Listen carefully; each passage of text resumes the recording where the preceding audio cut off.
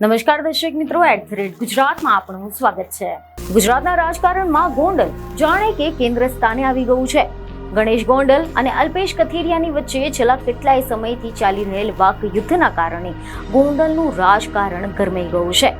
એમાં પણ તો ગઈકાલે ગોંડલમાં હાઈ પ્રોફાઇલ ડ્રામા સર્જાયો હતો। ગોંડલ ગણેશની ચેલેન્જને સ્વીકારીને અલ્પેશ કથિરિયાએ ધાર્મિક માલવિયા અને જિગીશા પટેલ સહિતના પાટીદાર આગેવાનો સાથે ગોંડલ પહોંચ્યા હતા। જે દરમિયાન એવા સમાચાર મળ્યા કે ગણેશ ગોંડલના સમર્થકો દ્વારા તેનો જોરદાર વિરોધ કરીને ગાડીઓ પર હુમલો કરવામાં આવ્યો હતો। જ્યાં બીજી તરફ ગણેશ ગોંડલના સમર્થકો પર કાર ચઢાવી હોવાના પણ આરોપ થયા છે।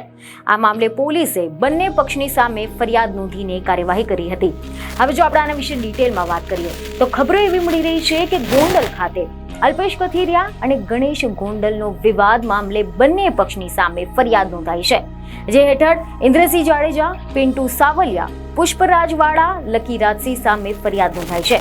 આ ઉપરાંત નિલેશ ચાવડા તેમજ અજાણ્યા ટોળા વિરુદ્ધ પણ ફરિયાદ નોંધાવવામાં આવી છે।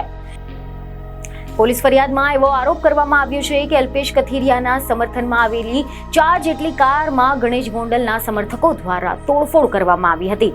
આ મામલે Gondal city B division police station ખાતે રાયોટિંગ સહિતની કલમ હેઠળનો ગુનો નોંધવામાં આવ્યો છે। ત્યાં જ બીજી તરફ અહેવાલ એવા મળી રહ્યા છે કે અલ્પેશ કથિરિયાના સમર્થક તેમજ બ્રેઝા કાર ચાલક વિરુદ્ધ પણ ફરિયાદ નોંધાઈ છે। કાર ચાલક દ્વારા ગણેશ ગોંડલના સમર્થકો પર કાર ચડાવી દેવાનો આરોપ થયો છે। આ મામલે પોલીસે મનુષ્યવધના પ્રયાસ અંગેના આરોપ હેઠળ ફરિયાદ નોંધાઈ છે। શું યાર, આ મામલેથી અલગ લે, મારું ફ્લો ક્યાં જાય છે યાર।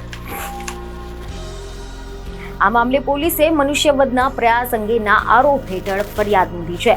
આ ફરિયાદમાં કાર ચાલક દ્વારા ટોળું ઊભું હોવા છતાં પણ જાણી જોઈને સ્પીડથી કાર હંકારી હોવાથી હત્યા કરવાનો પ્રયાસ કર્યા હોવાના આરોપ થયા છે ને યાર। આ મામલે પોલીસે મનુષ્યવધના પ્રયાસ અંગેના આરોપ હેઠળ ફરિયાદ નોંધી છે। આ ફરિયાદમાં કાર ચાલક દ્વારા ટોળું ઊભું હોવા છતાં પણ જાણી જોઈને સ્પીડથી કાર હંકારીને હત્યા કરવાનો પ્રયાસ કર્યા હોવાના આરોપ થયા છે। જો કે આખરે અંતે અનેક અસમંજસની વચ્ચે Gondal city B division police station ખાતે પોલીસે બંને પક્ષની ફરિયાદ દાખલ કરી છે। જો કે આ ઘટના પર ગોંડલમાં સ્થાનિક રાજકીય જૂથો વચ્ચેના તણાવ અને સમયાંતરે સર્જાતી ટેન્શનની સ્થિતિ દર્શાવે છે। બીજની ખબરો સાથે ફરી મળીશું। ધન્યવાદ।